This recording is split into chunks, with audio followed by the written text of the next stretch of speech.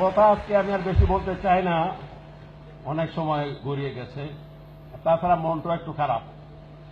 সকালে ঘুমের তুইতে অনেক তাড়াহুড়া করে রেডি হয়ে নাস্তা করার সময় বাসায় কিছু গোলমাল হয়ে গেছে। গোলমালের বিষয়টাও বলা তো মুশকিল। আমি যখন নাস্তা করি তখন আমার স্ত্রী সে ইনসুলিন নেবে, অর্থাৎ সিস্টার আসে ইনসুলিন দেওয়ার জন্য। তা আমি বাইদি ভাই সিস্টারকে বললাম যে ইনসুলিনের দাম কত।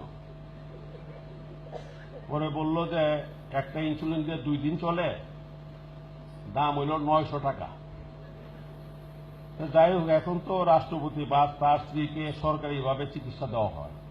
আমি যখন আমার এই পথ থাকতো না, আমি যখন চলে যাব তখন তাহলে এই রোজ 450 টাকার ইনসুলিন, আরো তো অনেক ওষুধ বিষুধ আছে, দেখা যায় যে হিসাব করলে প্রায় 1000 টাকা রোজ ওই ওষুধের আর ইনসুলিন আছে।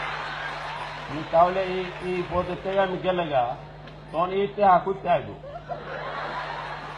এটা তো একটা মহা সমস্যার ব্যাপার। পরে হয়তো ইন্স্যুরেন্সটা করতে পারি তুমি দিবা, আমি কত অত টাকা করতে দেবো, রোজ 1000। পরে আমি বললাম যে দেখো, তোমাকে যখন আমি বিয়ে করছি তখন কথা ছিল তোমার ভাত কাপড় দিব, ইনসুলিন দেওয়ার তো কোনো কথা ছিল না। তোমার এই ধরনের রোগ বাধায় দিবা, তোমার ইনসুলিন হবে, এখানে তো এই জন্য আই এম নট রেসপন্সিবল। মানে এ নিয়ে অনেক কথা কাটাকাটি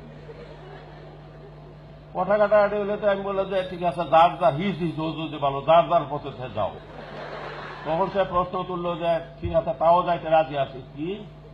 আমি বললাম যাও তাহলে। আমার যে তখন বিয়ের কার্ড ইন্স্যুরেন্স 25,000 টাকা। আমি বললাম যে 25,000 টাকা আমি দিয়ে দিতে রাজি আছি, যাও। পরে বলে তো না, 25,000 টাকা তো এখনের না, 64 সালে তুমি আমার বিয়ে করছো। তখনকার 25,000 টাকা এখন তার কথা বলে 25 কোটি।